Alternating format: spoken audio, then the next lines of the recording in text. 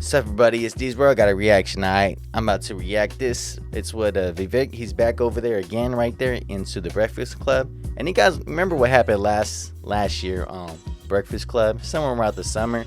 Where anybody is free to achieve what they want.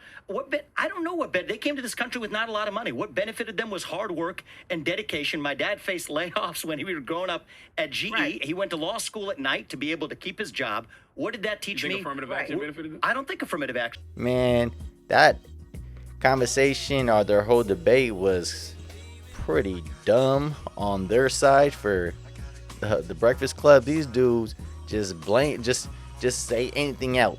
And they don't listen both sides. That's why Breakfast Club, when they trying to have about politics or races or something, they don't want to hear both sides. They hear just one side. But I want you guys to watch. I want you to watch this clip that is really new from not too long ago. And listen to this right here, man. This is nice. So listen right here. Now, don't be the person who was the slaveholder back then. Be John Adams. That's what we should call ourselves to be. The person who bucks the trend of their time to say, I'm going to speak on my own conviction and do what's different than being the product of my own time. Because anybody can parrot what the slogan is of their day. But the hard thing to do is to say the pack is running this way and I'm going this way instead anyway because it's grounded on my conviction. People like John That's Adams, what we need. People like John Adams are the reason you can point at it and say it was wrong, though, because John Adams knew it was wrong. Well, a lot of people are going to be doing things today that are different than the way that each of us is going to be living our lives and say the same thing in 250 years from now. Somebody else is going to be having the same conversation. Thought it was wrong, clearly. Abe Lincoln wasn't around then, man. That was still later on. That was still later on. And we'll just take the story down. We'll just pass this lineage down. We don't talk American history enough. Actually, it irritates me. A lot of conservatives talk about the importance of knowing history without actually just talking about history. Let's talk this through. So John Adams, you know who his son is? John Quincy Adams. He's the first non-founding father who became a president. Here's a funny fact about him. He was the first, so outside of the founding fathers, he was the first one who was elected president. He actually wasn't a great president. He was elected out after one term. People didn't love him. And so he tried to find everything else he could do. He went and tried to write some books, and he went and tried to start some nonprofits, and none of that spoke to him. He's the only president, John Adams' son, who went back to Congress after being a president. So he's elected to multiple terms of Congress. And you know what he went back to Congress with? Was one thing he regretted not doing as a president, was abolishing slavery. This is long before Abraham Lincoln comes along, okay? So he wanted to abolish slavery. His father was an abolitionist. He didn't accomplish much during his tenure as president. He was a good Secretary of State, but he was not a very good president. Think about the humility to say, I'm not even going to go to the Senate. I'm going to go become a congressman and get reelected multiple times with the mission of abolishing slavery. Now, here's what happens. There was a rule that Congress passes. It's called the gag rule, which stopped people from using the word slavery. Like they literally couldn't use the word slavery because they didn't want people to utter the word because it made them uncomfortable. So this guy's already been the U.S. president. Okay, so he has nothing to lose. He's just a congressman now. He says, I'm going to say the word. I'm going to say it, slavery. Slavery, slavery, slavery. There, Congress has set the rule that you can't say the word slavery. Well, I'm going to say it. So they censure him. And have, just like they have today for George Santos or whatever, they'll have the equivalent of kicking him out of Congress. Mm-hmm. So they have his trial in Congress. And he uses his own personal trial, because this guy's got nothing to lose. They use his own personal trial for saying the word slavery when you're not allowed to say the word slavery to make the case for abolition from the stand of his own trial to being kicked out of Congress. At the end of that, they get rid of the gag rule. So you're allowed to say slavery, which opens up the debates that you're then allowed to have.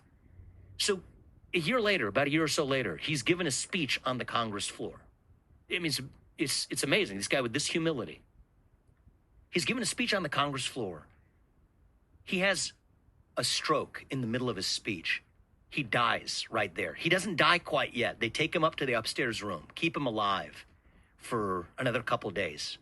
And eventually he dies up in that anteroom outside in the same Congress where he then devoted that later stage of his career. And they took volunteers for who's going to be the person who carries out his funeral rites and carries him out. And the guy who raises his hand and does it was a first-term congressman nobody had heard of, hadn't said a word, by the name of Abraham Lincoln. And so these are the stories of our history, man. We don't tell these stories anymore. And we celebrate. We put back our founding fathers, and we talk about how these people are slave owners, and we're going to dismiss the ideals they set into motion, without recognizing that, like us today, these are imperfect human beings that still strived and to be the best that they possibly could have, just as we do today. And so it But bothers me deeply for us to just lazily reject that, as opposed to saying, we acknowledge those imperfections, but we're founded on the pursuit of a more perfect union. Absolutely, but the reason the you pursuit can't, of liberty, equality, and justice the for reason all. you can't just dismiss it and say, okay, I'm not dismissing Thomas it, though. Jefferson was an imperfect Do I sound person. like I'm dismissing it, Charlemagne? Yes, but the reason I disagree with you, man. And I the think reason that you can't say if you're going to Thomas put me in the Jefferson- category of the conversation we had and saying that I just dismissed it out of hand, I think that's unfair. I just think that's unfair. I don't think that. I dismiss it. But- But I acknowledge the totality of what a human being is, which is an imperfect and flawed human being who we can I'm still fine with that. celebrate. I'm fine with that, but you can't. That's what we have to be. But you can't tell people just to ignore the fact that Thomas Jefferson. I'm was a not slave telling people to ignore it, though. Okay. And this is what I think we I'm in this to unite the country. Mm-hmm. And I think if we're going to take this seriously, every one of us has to acknowledge the full nuances of our history in every direction. To say that we're not going to listen to Thomas Jefferson or that our founding was illegitimate because they were deeply imperfect and flawed is every bit as bad as somebody who's going to say that I'm going to entirely dismiss the fact that they were slave owners. I think that both of those are mistakes that could lead to the failure of our country as we know it. I think our country will cease to exist if either side of our debate is, on one hand, willing to say, oh, slavery was some made-up myth, and actually, I don't know, it was in the interest of, people could say such things, it was in the interest of black people to be slaves, whatever. Ridiculous. Okay. Well, I think that if we have a different side that says our founding fathers who wrote a Declaration of Independence founded on the pursuit of a more perfect union, right? The pursuit of liberty, equality, and justice for all. Not claiming we're perfect, but that we're a nation founded on freedom for all who aspire to have it, and that we're imperfect. But we eventually got there 250 years into as darn close as we've ever been. To reject that and say that we can't celebrate that founding because they made a mistake of being slave owners. I think that is every bit as bad for the future of our country versus... Looks like you won something there. I ditched my tax guy and switched to H&R Block. Their experts can do your tax. acknowledging that we are still pursuing that more perfect union. What I would say is what you talked about with Thomas Jefferson when he took the razor and he took out some of the philosophies that he agreed with. We should take some of those things that we agree with, but then everybody should come to the table because all was not at the table when those people wrote those documents. We got that. We have too much of a diverse country now. We understand that. Okay. But my point is not rejecting that or taking a hammer to it. It's more of a different response. It's like, we got it. Like at a certain point, we've got to say, we've got it. We don't though. No, but we can, but we don't. We got it, and now it's time for 360-degree mercy, clemency, forgiveness across the board, and that we're moving forward as one nation under God. And I think that moment. All right, you guys hear that? That was crazy. See that, man? Vivek, he knows what he's talking about. I like the way how he talks. He's very intelligent. He knows what he's saying. The only time when you see the other side with Charlemagne and everybody else, well, even though you can't see that clip, but these people do not listen. They don't listen at all because they always just let it one ear to the other ear. They don't listen all the way in. Like let it go inside. Listen what they're saying. That's one thing you want to know. If you want to know what you want to do, you have to listen both sides and then come out with it. You can tell he wasn't listening at all, and that is crazy. It's always crazy. Now think about this, man. Charlemagne, I don't understand how this dude always got a job right now. I guess because he gets a lot of people reviews because nobody don't really like him. If you guys do, you guys are pretty dumb too. Then my bad if I say it, but I just have to keep it real. Y'all pretty dumb too. Cause this dude are freaking retarded. I'll say it right here, man. This dude don't want to listen, and he always say some blame this, blame that all the time. Now, it's crazy when he says that kind of stuff, but remember that time when he always talked about Donald Trump, this and this, whatever. But then you have when he had that one-on-one for Joe Biden, and what did he do? He didn't say nothing. Remember this clip? If you have a problem figuring out whether you're for me or Trump, and you ain't black. Man, this dude didn't say nothing. How come he didn't say nothing? But, he want to say with Vivek and anybody else right there. He wanted to debate, all that kind of stuff. But if somebody says straight to his face, and it's something that maybe it's because he likes the one side, so he's not going to say anything. Dude, you should say something right there. That's why he's so fake, man. He's one of the most fakest people right now. That's talk show or what the hell it is he does. Hey, it's a talk show. But this is so crazy right here. Now, you see that clip right there before that? The new one right here? I agree everything he said right there.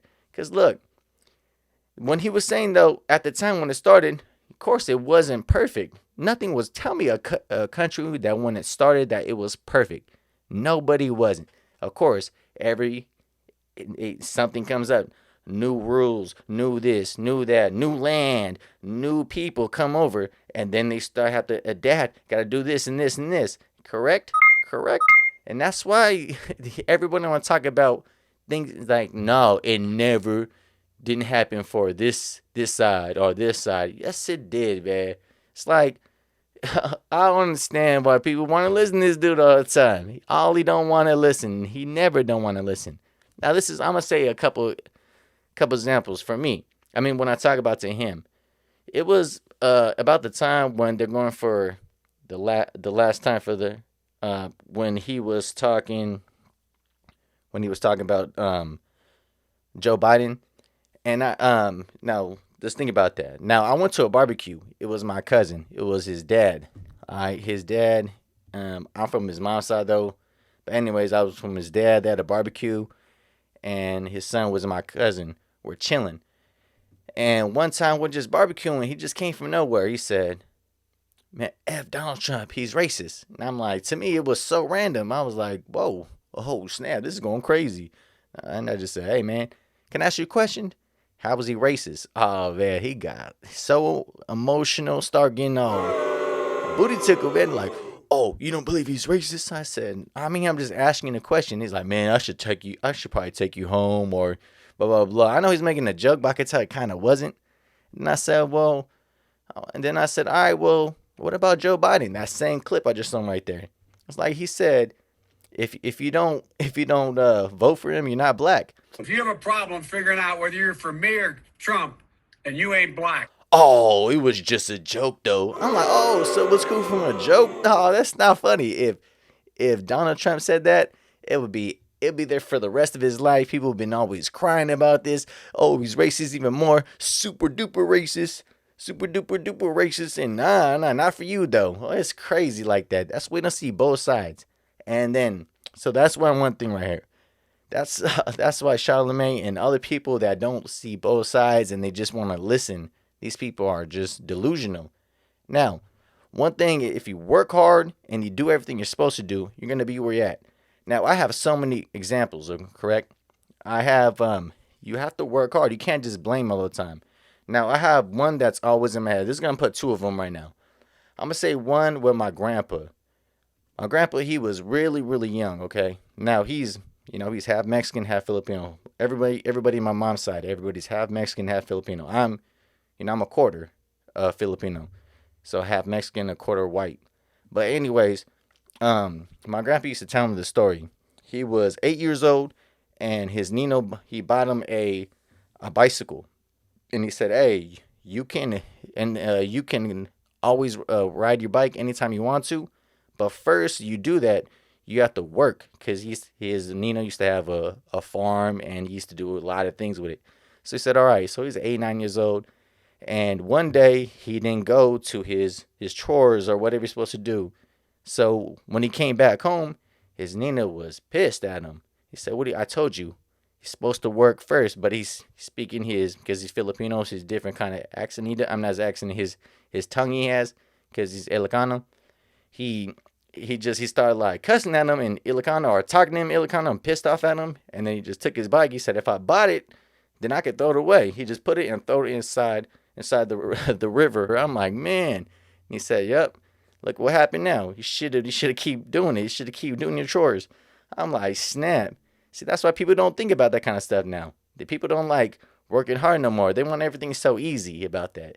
And that's crazy. That's why, to me, when I have as me growing up, my grandpa always worked hard the rest of my life. He used to do that young with his Nino, and he used to work inside the warehouse for years, and that's why he has he has a bad back and everything. But anyways, I see my mom, she been working ever since when I was born, and she was a teenager with me. And so that's why you have to work hard to see where you're at. Now, another example, this is one for me too, where now I went to try to get a Lyft or Uber, and this one guy, this dude, he had a big accident. It's a black dude, but he's from Africa though. And we just have a conversation about something. And this dude, he was like, man, I don't, all this kind of like racist and stuff about this country is crazy because it's not even real racist.